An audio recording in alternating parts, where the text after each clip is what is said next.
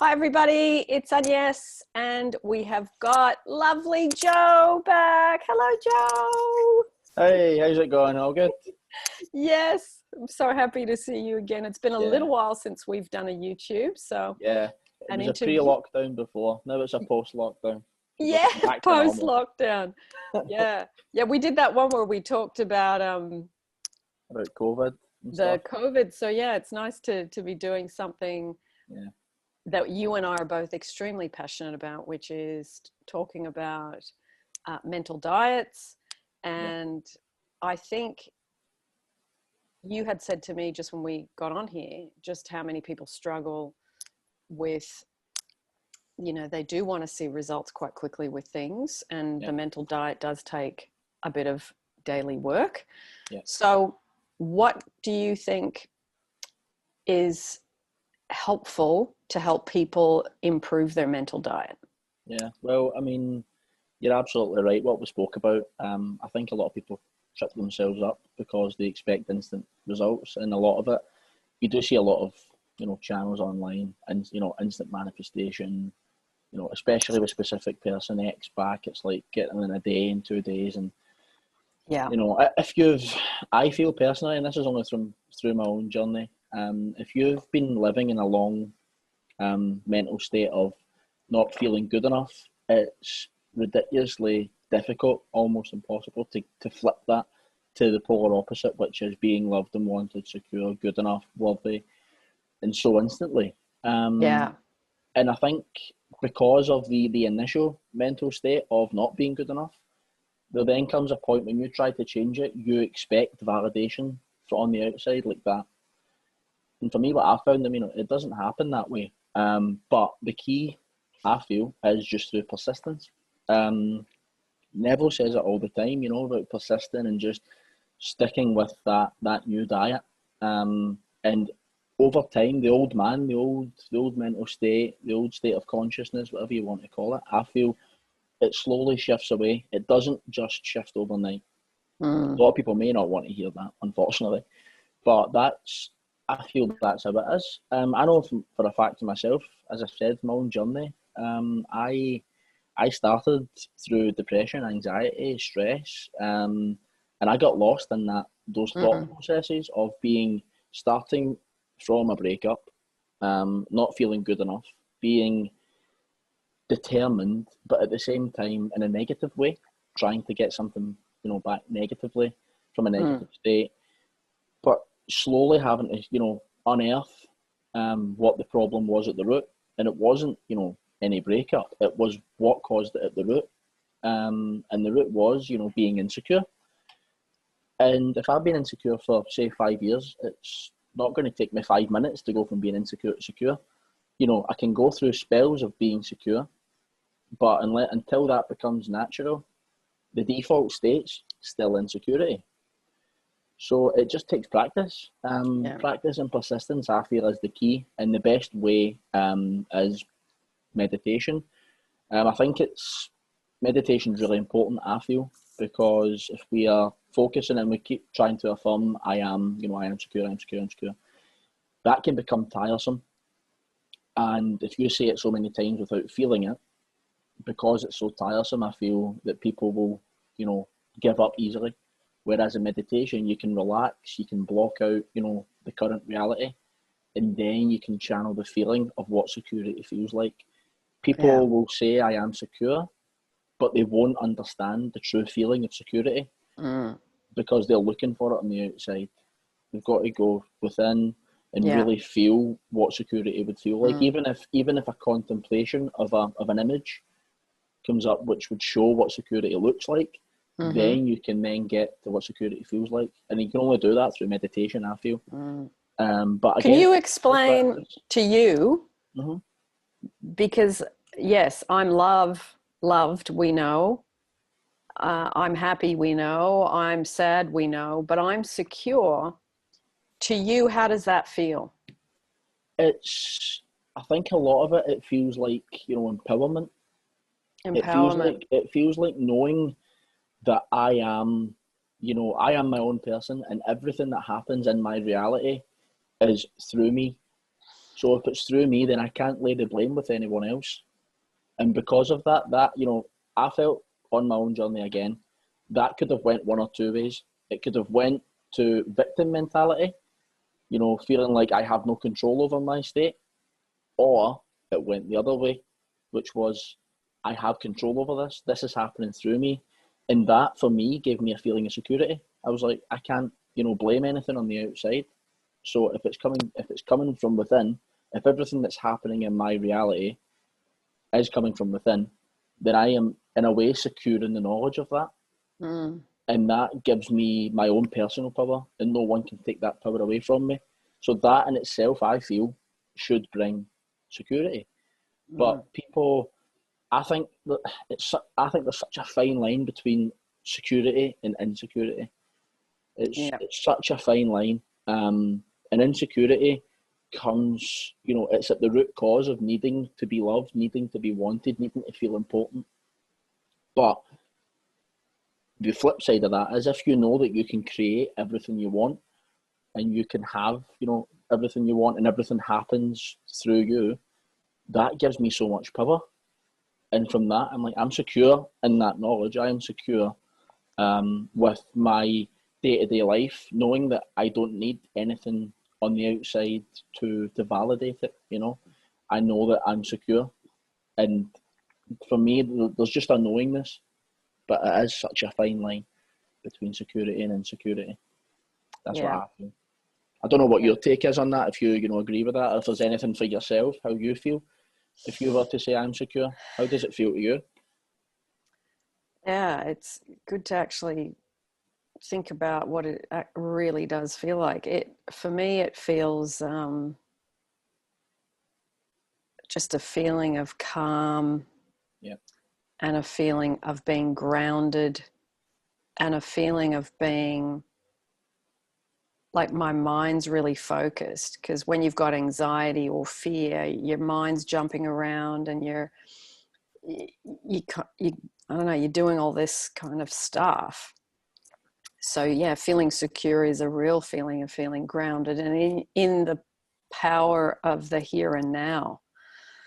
You're very in the present. You're not off into the future of what you want, and you're not back in the past of what had happened, whatever it is. You're here and now, and you're secure in this moment. So yeah, it's an interesting question. What does security feel like? Because we do say I am secure, but what does that really mean? Yeah. So absolutely. Yeah, and I have to say it's one of my favorites. I am secure is one of my all-time favorites. I mean, I am love is an important one, but I am secure. It's like, woof, that grounds me. Totally. Yeah, completely agree. And I think, as I said about security, a lot of us, we place, like we do with love, like we do with, you know, wanted, all these different affirmations, like we do, we label security as something on the outside. We maybe label security with having your own house, or like money, relationship. We label this security, and we almost put the security on the thing on the outside. But security, I feel, is just, you know, just being, as you say, being in the here and now, being in the moment, knowing that I'm secure. And I think it is just a knowingness. It's just a knowing that you are secure. And to even say that and get to the feeling of, as you said, being grounded and being calm, it is a favourite. It's a favourite of mine also. I'm not, you know, massive on affirmations. However, when I use them, secure is a really good one, because it's a really good one for people with anxiety and people who struggle with anxious thoughts. Yeah. Because their insecure, their anxiety, a lot of times comes through insecurity. However, if you can say you're secure, that anxiety can slowly fade away.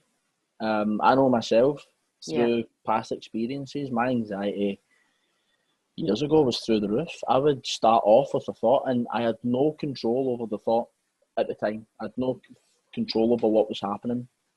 And that thought would lead to the next thought, to the next thought, to the next thought. And before I knew it, I'd be lost in thought for like 5 minutes. And I would create this story, and I would be at the end of the story and be like, But, you know, and then tell myself, oh, that's going to happen. And as we know, it would happen, because I you know, went behind it with, you know, feeling so much feeling of, oh, this is going to happen, because I've just assumed that this is going to happen. And again, as we know, law of assumption, we've assumed it, we've felt it to be real. And then when we're unconscious and that happens, when it happens in the physical, we say, I knew that was going to happen. Not realizing we created it in the first place. Yeah. You know? But yeah, it's now being in much more control of the thoughts and being much more control of what is coming through. That in itself gives me much more security. As you said, you know, knowing, you know, that you're focused on your mind and you're focused again on your mental diet. So you said affirmations isn't a huge thing for you. What do you use as a priority for your mental diet? What's your preferred way? Well, I use meditation and a lot of, you know, living in the end, wish fulfilled. Yep. With your eyes, like only in meditation, or you do that even when you got your eyes open doing other things? I do both, mainly with the eyes closed, because you know, it's easier for me to shut out the senses and then go within. Yeah. However, there are times where if I'm, you know, living in the end and my eyes are open, I will do certain sensations other than sight. Yeah. So I'll try and hear like inner conversations, and I'll hear voices, which to some people might sound a bit mad, but I'll hear voices and I'll hear conversations happening. Yep. And then that helps me access the feeling. So when you say, okay, let me ask you a bit more of the mechanics of this. When you hear conversations, do you hear your voice and someone else's voice? Yes. Okay. Yeah. So I'll hear, if, for instance, if my scene when in meditation is congratulatory and someone's saying well done, I will hear their voice as well as I can saying well done, and then I'll hear my voice saying thank you. Yep. And I think thank you is a really good thing to say, because it brings that gratitude, it brings that knowingness, and you're not only thanking the person. I feel from saying thank you, you're thanking God, you're thanking within. Yeah. And you know, you can kind of flip it both ways, but it's really good to be able to do that. Because I know myself, in imagination, I'm not the most visual. Yeah. And sometimes if I don't persist, there's times where I'm just tired and I try and persist in the visuals and I just struggle, and I'm like, right, if that's not working, I don't give up. I'm like, right, I can't get to the sight of it, so then what's the next best thing? The sound. And that's when the conversation kicks in. Yeah. From there, I start moving to, you know, touch sensations. So Neville talks a lot about handshakes. I will start feeling a hand and I'll start feeling the skin, and you know, because I know what that feels like. Yeah. You know what I do, Joe? Sometimes I'll lay in bed with my eyes closed. Talking about doing weird things. I actually do this, so I feel like I'm shaking somebody's hand. There's nothing wrong with that. But it's the feeling, you get the feeling of that strong. Absolutely. Yeah. That's the best way to do it. But what we find as well, as I say, I do it throughout the day and at night time. I try and every single night when I'm going to sleep, it's an imaginary scene, and I just try and drift into that. But as I've said, the time I do use affirmations, well, I wouldn't really say affirmations, statements more than anything else, is when I'm in meditation or trying to fall asleep. And then I will say to myself, you know, I am loved, or I am whatever it may be, in relation, in alignment with the desire. And from there, I can then create my own statements. And I think it's important to say this, I don't think about my statements. I let the statements come through me. A lot of people, what they'll do is they'll think about what they should say. They'll think about what should be said to them. They'll think about what they should say within. I feel I get much more benefit by being in meditation and allowing the aligned statements to come through me. Yeah. And by doing that, I then get more, more sincerity from the statement, and it feels more real, because it's things I would say were I the person I wanted to be, or where I had the desire. Yeah. So I feel from being in meditation like that, I get much more benefit, much more benefit. So do you still do like practices like this for your desires? If you've got anything Yeah, What you do? I do things for a while. Like I might do something for a week or two and then I just let it go for a bit. Yeah. And then I'll go back to, isn't it wonderful what's happening to me now? I'll do that while I'm falling asleep because sometimes, like you say, when you're tired, Mm-hmm. my head having to do images Yeah. requires a lot more intense focus. So if I just fall asleep in the feeling, isn't it wonderful what's happening to me now? Because that gets you out of any type of dissatisfaction.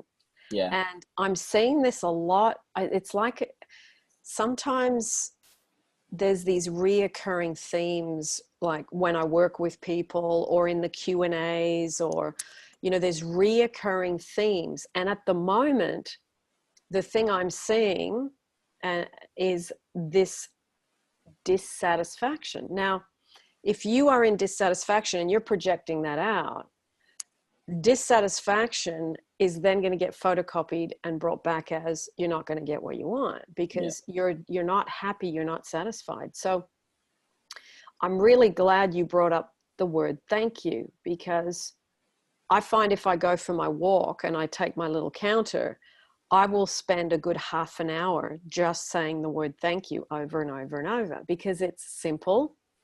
It reminds you to just be grateful for those things like the air, the trees, the fact that I have feet, the fact that I'm free, the fact that I love my work, that people are actually, yes, we've still got, you know, restrictions and different things, but you can still live a really good life.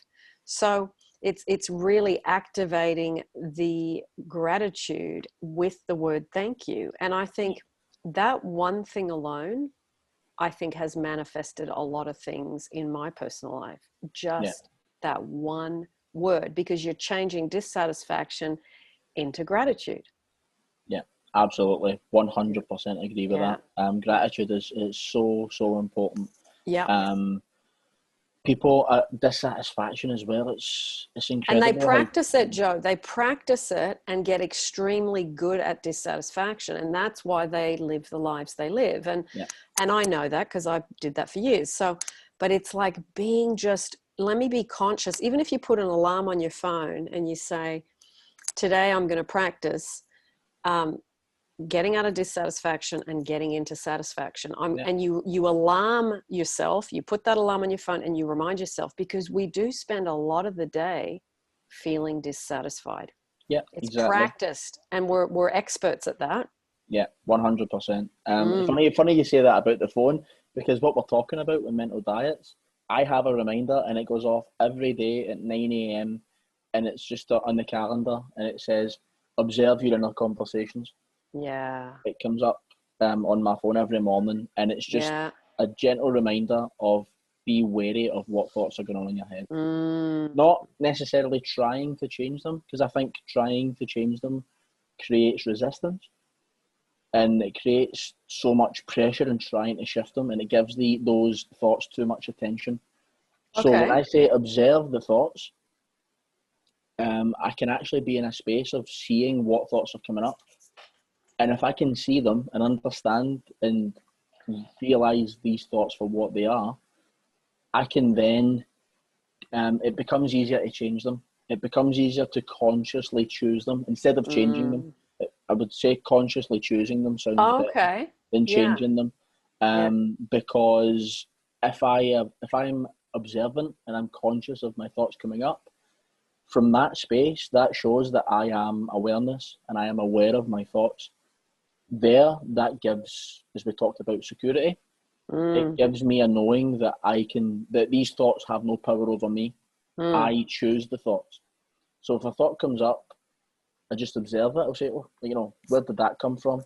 Yeah. Realize it for what it is. And from there, it's like, right, okay, that's come up. That's fine.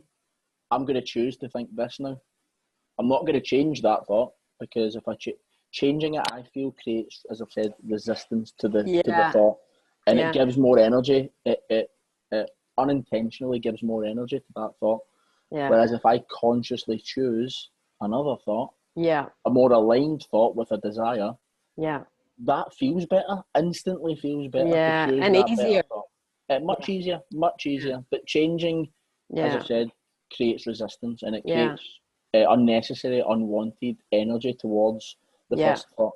And we're so conditioned to feeling like we need to change this. I have to change this. It happens to me. I get it a lot as well. It comes up and I'm like, oh, I shouldn't be thinking this way. And then I get frustrated. Yeah. And with that frustration comes, issues. And then, like you say, that gets photocopied. Yeah. And then things will maybe happen in work, in my day-to-day life, and it'll frustrate me.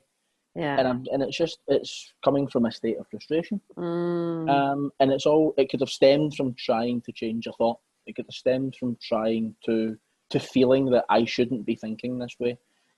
Especially in, law of attraction, Neville, we just believe that we have to be thinking a certain way 100% 24/7 of the time. And that's borderline impossible. That's tiring.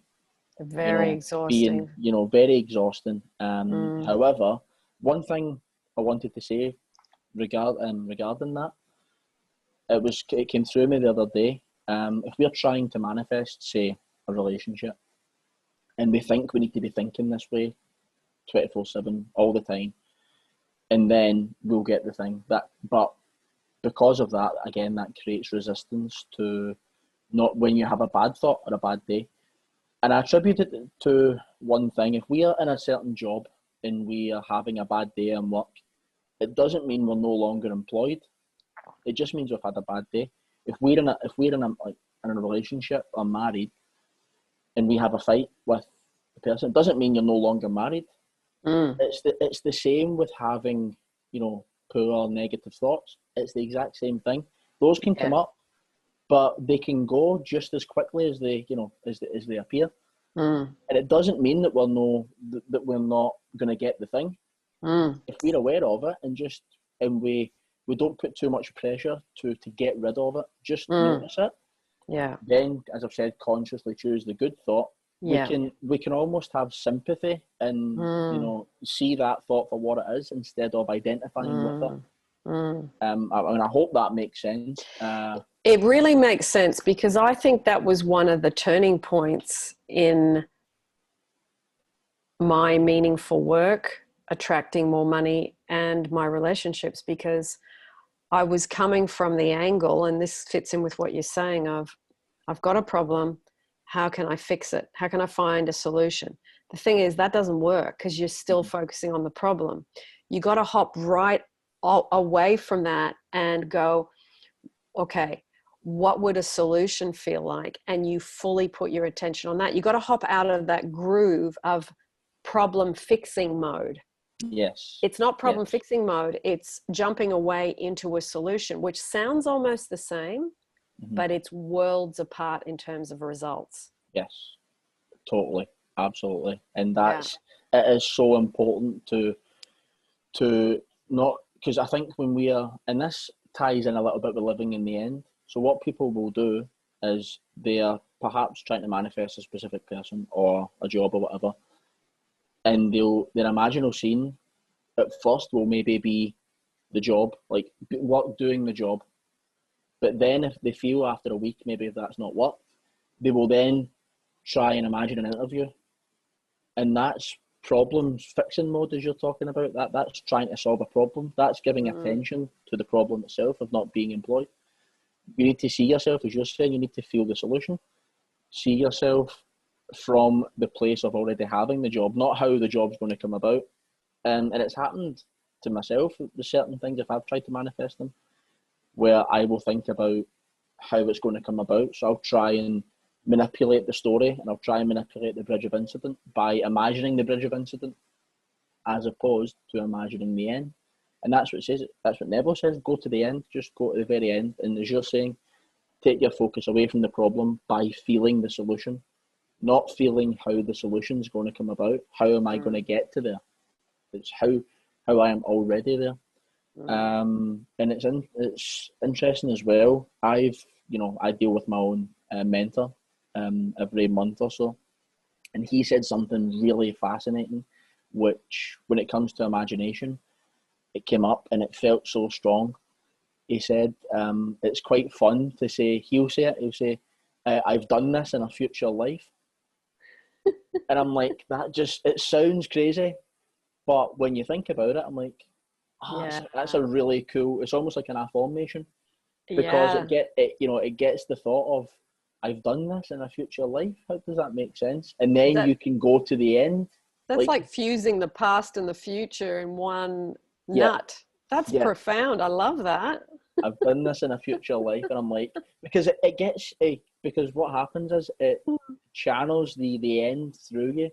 You then go, I've done what in a future life, and then you see your end result like that, and it's like, oh, and then because you said I've done this, it's kind of similar to it is done. Yeah.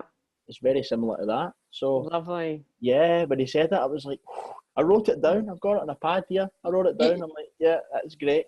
Joe, you should do an interview with him. He sounds like an interesting nut. He's amazing. Really, really good guy. We, as I said, we normally have a session every month, Yeah, but he's lovely. much more spiritual. There's a lot of focus to Eckhart Tolle and about being in the moment and being conscious and just allowing it to flow. So I talk a lot about Neville. He talks a lot about Eckhart Tolle, Yeah. and there are some similarities. However, I think his side is much more spiritual than what I practice. But having said that, it's good because that also, it gives me the best of both, because it keeps me grounded whilst doing Neville practices. So I feel much more complete by doing that. So it makes a big difference. One thing I wanted to ask you actually, with regards to this. So I remember one of your biggest manifestations for me was when you cured yourself from being ill. Oh yes. When ages ago, I believe that was. Yeah. But one thing I wanted to ask you: how did mental diets and a good mental diet and gratitude, how did they all help you by achieving that manifestation? Because that must have been really difficult at the age you were to try and shift that attention. So I'd want to get a little bit more insight on that. I'd love to hear more about that. Ooh, that's going back 40 years.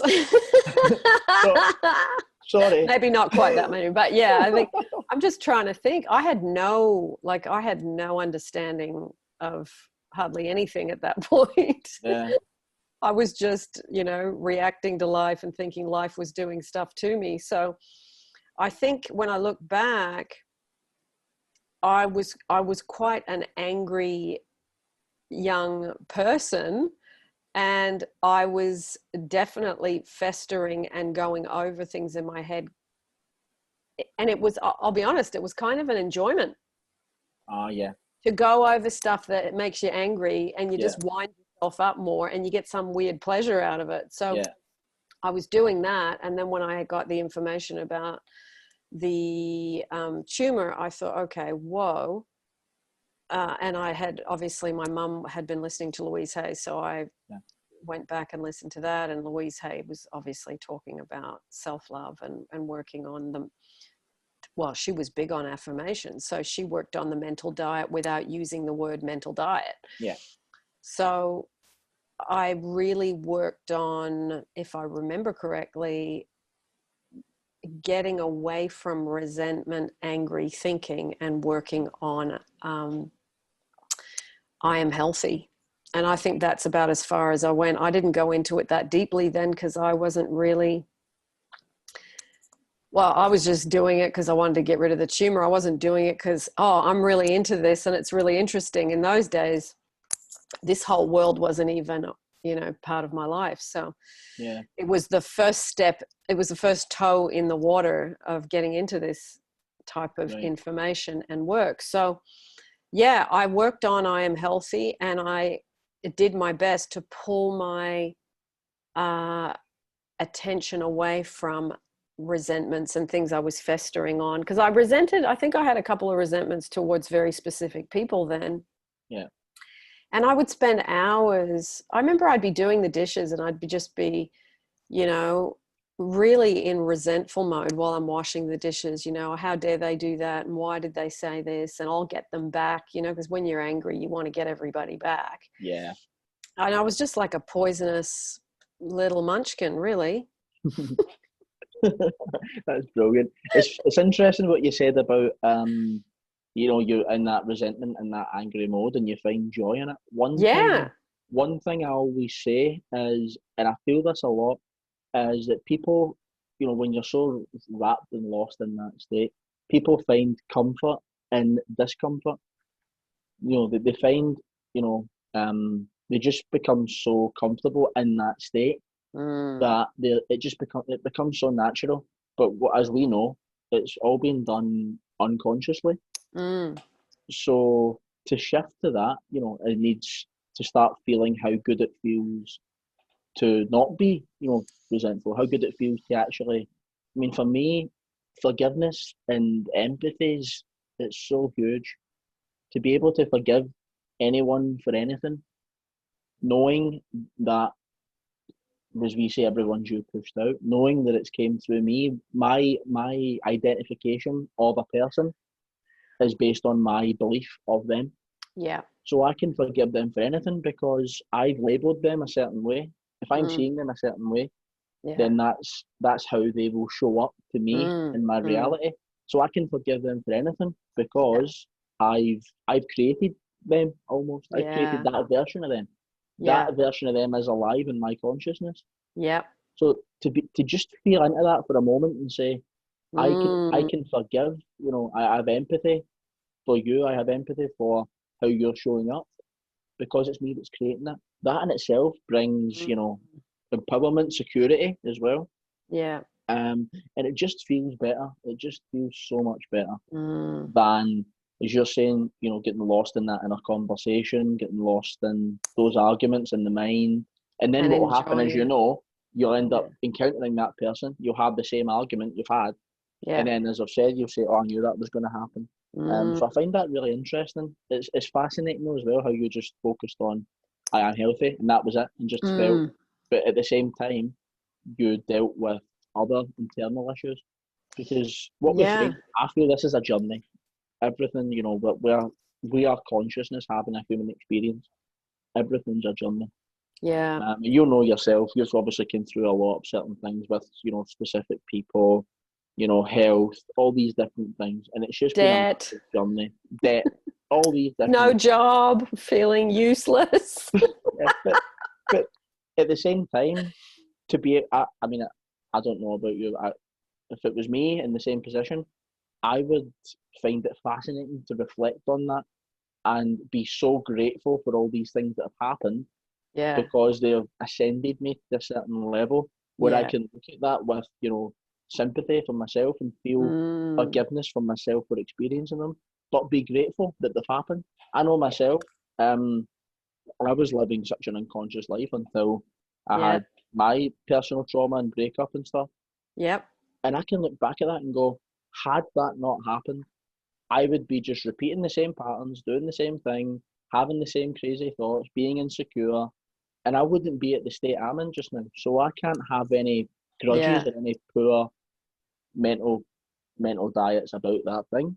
I can look back at it and go, I'm so grateful for that. That itself has just opened up a mind, and it just created so much. For me, so much joy. And so much, you know, comfort and security for myself, knowing that happened. One of the biggest things for me was reflecting on my childhood. Some people don't like doing this because it can, you know, unearth a lot of, you know, bad thoughts, and but at the same time, I found it really rewarding because I looked back on things that happened when I was a kid, and that helped me realise that all those things happened because of my unconscious thoughts at the time. They all happened because I was thinking certain things. So I would be in a crowd of pals and I would say that I couldn't attract, you know, a girlfriend, and they would all have girlfriends, you know, and I would say, oh, and instantly I went to the thought of I'm unattractive, made attractive. Yeah. And that just creates, you know, self-loathing and, as you're saying, resentment. To look back at it and go, that all happened because I was thinking the way I was thinking. Yeah. Now I can, you know, I shift the thought to, it happened about a year ago. I was playing about with the process, and I was in and thinking to myself, I'm attractive. And I had 3 people in the work in the one day say that I was handsome, and I'm like, so bizarre, but you know, nice. But it happened. It's so interesting how those inner conversations create, you know, the day-to-day life. And I think it's so important to be completely aware of them. I feel anyway. Yeah, I think so too, and I think too you will go through life where things come up again. And this is a thing I've seen in my own life, going back to me healing the tumor. Mm-hmm. That was when I was at a certain age. And then, years later, I tore my hamstring and really badly while I was dancing professionally. And that I had to try and heal that. And then, I broke my ankle and I had to heal that. And there were many other health issues along the way, because even though I knew how to heal myself, I still at that point wasn't good at avoiding. Yeah. Because my self-love still wasn't strong enough in the physical department. I'd push myself too hard, and I would push myself too hard because I didn't have enough money and I had debt. So it was financially fear driven. Yes. So my health would be the one that would take the hit. So it's like, even though I got really good at being able to heal the body, I still at that point wasn't good at avoiding injuring myself in the health area. I was still having to learn prevention's much better than cure. Yeah. So, yeah, totally. Yeah. So funny you say that about injuries, because I suffer them a lot as well. I play like amateur football here, and I got injured myself, but I know it happened, through frustration, and that in itself is a mental diet thing. Yeah. So I've been trying, I've been working on my own mental diet of saying, because I would always say to myself, and it was so unconscious, I would always say to myself, oh, I'm so unfit, I'm lazy in this. And it was so wrong. It wasn't even remotely true. But because I believed it to be true, things would happen in my experience which backed it up. Yeah. So I would go to training and be, one of the unfittest in the team. And then I started shifting it to go, I'm fit. But again, I feel that there was some kind of fear driven with that. So last week I trained and, pulled a calf muscle, and it's all bruised and stuff, quite painful. Yeah. But it's knowing it's because I was so driven to being I am fit, but from from a different place, not a place of knowing you're fit, from trying to be fit, and doing too much, and then ultimately it was fear driven. But knowing I can heal that is, again, is a level of empowerment. And I've had a torn hamstring. That's a really, really painful injury. It's not oh my goodness, that was harder to heal than the tumor and the broken ankle. Yeah, the torn hamstring is a horrible. It's like it splits and then it comes back in and it goes like that, and then your leg shortens up and then you drag. I thought, I'll just have some rest and eventually it got tighter and tighter and tighter, and I was dragging this leg around for months. Yeah, you can't walk. It's horrible. It was. Yeah, I'll tell you how I did it. I was doing the can, the French dancing. Yeah. And I did a kick and I hadn't warmed up and the hamstring just went snap. Painful. That was, but see, again, not taking the time to warm up. And if you do not warm up and you are in cold climates, that's not uncommon. So I know exactly what that's like, living in Scotland. Like. Not warming up in a cold climate. Horrible. Scotland. Horrible. That's what happened. And like on Wednesday, I know the weather's been good like in Britain, but we got torrential rain all day on Wednesday. Yeah. And then went to train it felt like training on a cesspit. Yeah. So when you were running just through mud, and the leg was just going and going and going. Yeah. And then I went doing a sprint and back, and I'm like, nah, it's done. It just went. Yeah. But again, it was through, as you're saying, the warm up had happened, but it was fear driven. It was like, I need to do this, and I just got frustrated because I wasn't even tired. It pretty much just popped. Yeah. And I seen the guys finishing the training session, and I was just like, I'm dying to be out there, but I know I can't. It's impossible. Yeah, so, I know. But yeah, there's so much frustration, and then from that, I then shifted the thoughts to right now I need to be, eating better because I'm not working out the same. I need, and then that's still fear driven. That in itself still fear driven. Instead of just knowing that you're healthy, but not labeling it or identifying it with a certain presence or showing up a certain way. Just knowing that you're healthy should really be enough, irrespective of what's going on. And I suppose that probably leads us to trusting in the process. I know a lot of people do say you just got to trust in the process and have faith.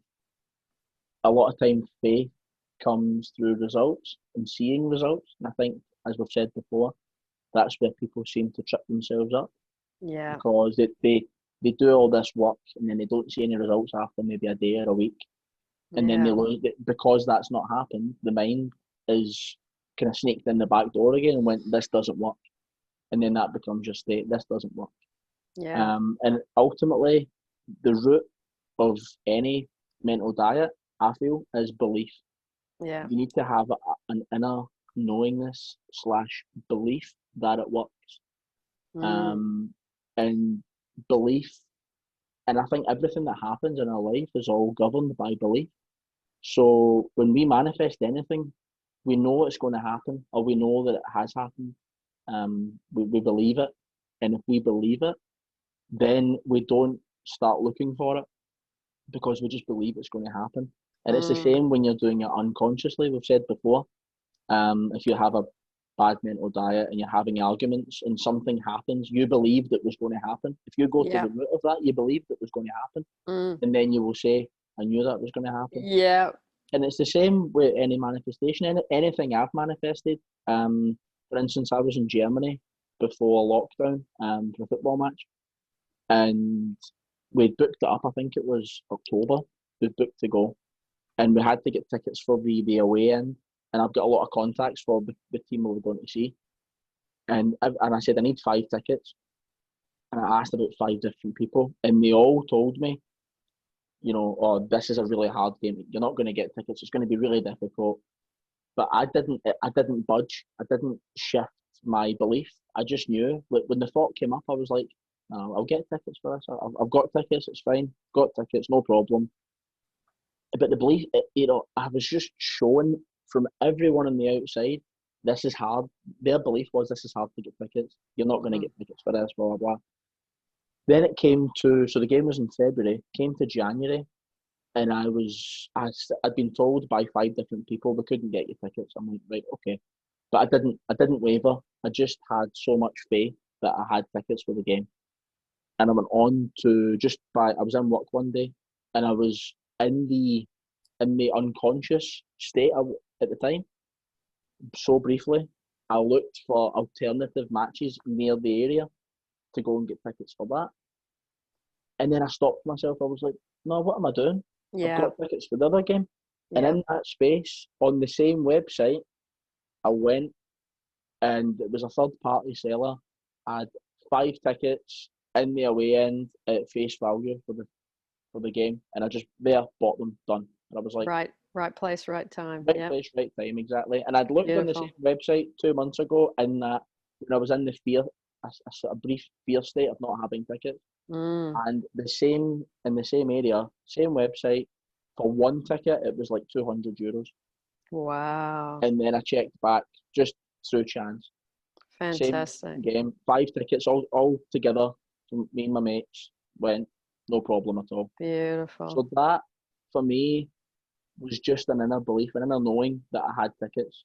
It didn't matter how it came about. There's a brilliant Neville lecture where he talks about getting tickets for his brothers. I don't know if you've heard that one. He talks about his brothers came to visit him in New York, and his brother wanted to see Aida, an opera. Yeah.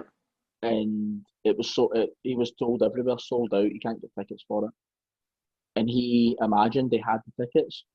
That was it. And then he went down to the box office and he stopped a thief from robbing the teller. And when he went to the teller after the thief gave him the money back, he went to the teller and he just said, I want 2 tickets for Aida. And they gave him VIP tickets. But things Beautiful. like that, It happens. That's an amazing lecture. I absolutely love that one. And in that it talks about forgiveness, because he can forgive everyone for how they show up in his reality, even the thief who tried to steal money from the teller. Because if he didn't assume he had the tickets, wouldn't have had the foresight to stop the thief and whatever. All these things happened. Yeah. Inspired for him to get what he wanted. Yeah. That's Yep. Bridget's incident, and we can't consciously choose that. We can't No. consciously No. devise how that's going to come about. Anything I have manifested in my life has all been through. If I look back on the step-by-step Bridget incident, it's like I would never in a million years have thought that would have how it came about. Yeah. That lecture sums probably. I'll find it and I'll send the link for the discussion. Yeah, please do. That one. Because it's an amazing. I think it's called The Duality of Man. I think that's what it is. But I'll find it and I'll send it on, because Yeah, that please probably do. covers everything perfectly when we talk about forgiveness, Yeah. resentment, and he talks about how he manifested his wife because when he was married. When she got caught and that was really interesting. That, I mean, there's no way you could have even worked that. You never could have imagined that happening that way. So yeah, that's a fabulous story about. Yeah, I'll send that on, and there's another one that I love that I listen to almost daily. He talks about a mental diet as well. If you just feed on a new mental diet, reason may deny it, senses may deny it, but if you just persist and practice and practice and practice and practice, you'll get the benefit, because I feel it's inevitable that the thing will show up, but it will show up at the right time, because you are now in the state of consciousness of being the thing. And I think that probably leads us to self-love as well, because I think self-love is a case of being loved with regards to the person. We think the person represents love, but we need to be loved to be the thing. We need to be the thing desired, not have the thing desired. We need to be it, because when the thing shows up, which is inevitable, when it shows up, we're in a space of actually being it. So we can actually be the person we should be, because we've practiced, and it's also a persistence and faith. So, definitely. Yeah. Neville is a wealth of information, and you can listen to him for 5, 10, 20, 30 years and go back to things you've already heard and you get more and more levels out of it. It's quite a wonderful, it's incredible how much you can see the deeper things as you evolve, as you apply things, as you test things out for yourself, and you're not just reading someone else's story. It becomes a whole different story. You see it in a whole new light. So I can read, sorry, just before on that, I can read like Feeling is a Secret, because it's like 4 chapters. I can read that in an hour, and I can read it like every day. And each day there will be something I've missed the day before. Each day there's always a little nugget there, and it's like, how did I miss that? I've read this like 100 times. How did I miss that little snippet? I love those skinny little books. They're just, you go, oh, here's an hour's reading. You know, I will often go to a coffee shop to get off the computer and get away from, just sitting in one position. And I walk down and I take one Neville book, and, whether it's Prayer, The Art of Believing, or Faith is Your Fortune, they're all skinny little books. And I bought them individually because I like actually just having one book to read. And you get lost in it, and it's so wonderful. I mean, Neville's been such a massive influence in my life, and he still is one of my absolute favorites, if not the favorite. I'm the same. I just think he's a very special human being, and what he has left behind is astounding. If he could see what we're all doing now, because he died in 1970 something. So. And again, he knew his time was up, and it was like, it made peace with it. He came and he gave his word. He'd done what he had to do and just left. That was it. And it was the same with his mentor, with Abdullah. Abdullah was really old when he encountered Neville. And he gave him everything he knew, and then his time was up. And then his time was up, and our time one day will be up too. Hopefully not too soon. Not too soon, Plenty still to experience. Going back, because we started talking, you have actually started doing you've got your own YouTube channel, and you've also been doing a group. Can you tell the viewers a little bit about that? Because I'm sure some people that are going to watch this are going to be interested to join. Absolutely. So I'm using a page on Meetup. I don't know if anyone's ever heard of it. It's just Meetup? a Google-based. It's a Google-based. It's more for social gatherings. So my initial plan it was based in Glasgow. So I will send you the link for it, and it's called the Glasgow Neville Goddard community. Yeah. But because it's Neville Goddard, I've had people finding it from the States and stuff. They just probably searched the name. But basically, it was initially set up as a gathering for people in Glasgow to then maybe do classes and workshops based here. However, with coronavirus and lockdown and stuff, it then opened the opportunity to do it online.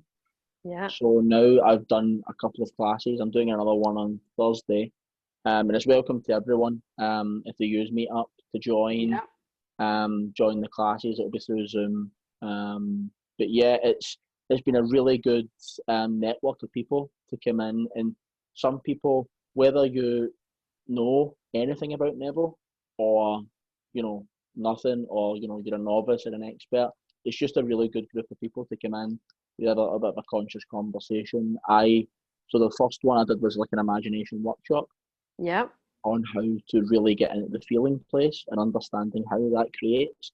A little bit more about the mechanics of the conscious and subconscious mind, how it operates. With snippets from Feeling is the Secret. Yeah. The one perfect for this video we've done today, because the class on Thursday is going to be about the importance of mental diets.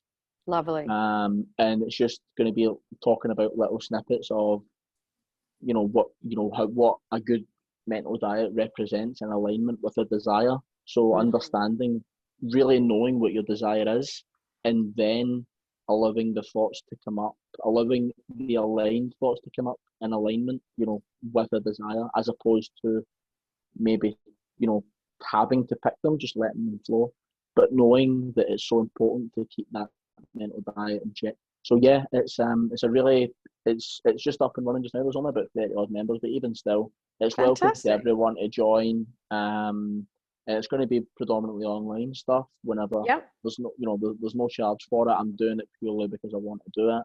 Lovely. And I'm getting a lot of benefit from it. We had, I think there's 5 people in total on the first one, which is the workshop, and then 8 in total when I done the follow up, which was about what was it again? Law of assumption. Great. Law of assumption, and then it's flowing on to mental diets and stuff. Yeah. So we'll put the link down. Yeah. You'll give me those links and we'll put it on. And also we'll put the link to your YouTube channel, because you're still slow releasing YouTubes, when you feel like it on there. And fantastic. We'll put all those details. It's always good to get, another good channel where you really know that the person is genuine and really not just trying to get from people, that they are genuinely trying to give. And you're definitely in that giving category, Joe. That's why I love having you on here, because you just love this stuff as much as I do. We love it. I could talk about it and not sleep ever. I know. It's amazing. It's so that's our addiction. That's our addiction. Yeah, and I'm happy with that. It's quite a healthy addiction to have. It is.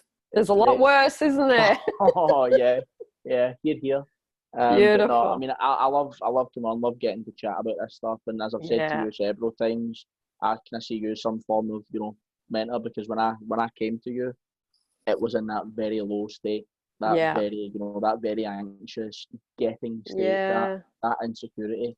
And looking back, even like the other week, I listened to the first audio reply I got from you, and I was like, that's scary to think I was like that. Because I even looked back at the email I sent, and I'm like, oh my God, that is incredible. But isn't it good to keep it? Because then you can see how far you've come. Like, you go back and look at your mental state, or at that time, you go, wow, I'm so not even near that anymore.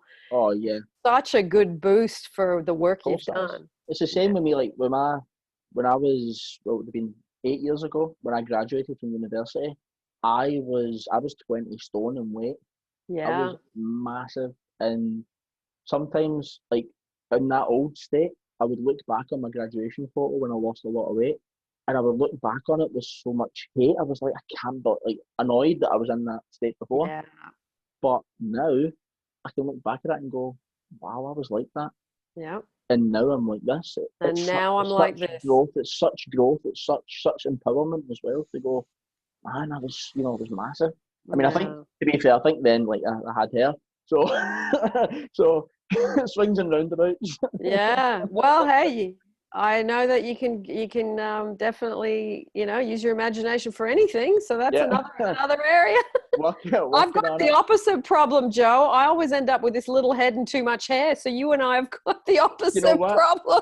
It's all good because it means I can get ready to go out in 5 minutes. I don't have to worry I about know. my hair. I just put with a beard. I just put my head on upside down and everything's good. Uh, I walk around the flat and my partner says to me, "Your hair is everywhere." He says, "I've just found one in the fridge." And I go, "Oh, you know, like, is my hair just, how do you get a hair in the fridge? I have no idea." Like, it's just ridiculous. So Oh wow, I that's know, mental. random Great. stuff. Well, do you want to just say quickly bye to everybody, and then Yeah. I will Thanks. too. I mean, And thanks again for having us. You know, love these chats. It's always yeah, great to get even a chance to see you as well. It's amazing because I know you're likewise, extremely busy with work and stuff. It's likewise. great to come on. It's great, you know, to have a space to talk to yourself and let the viewers. Hopefully, they'll get a couple of nuggets from this. As I've said, Yeah.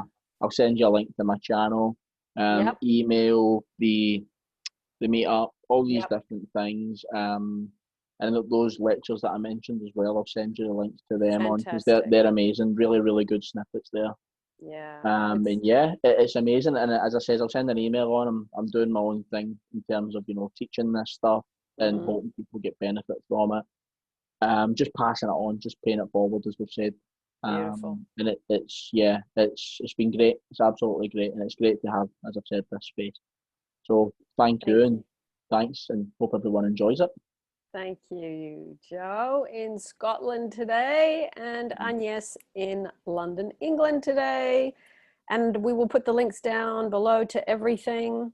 And I will also put all the interviews I've already previously done with Joe, because we've done a few now. I'll put those down below for those of you that want to go back and check out a few other bits and pieces, a bit of nuttiness that we've already done. So I'm going to sign off, and as per usual, everyone, I will see you in the next YouTube. Stop recording.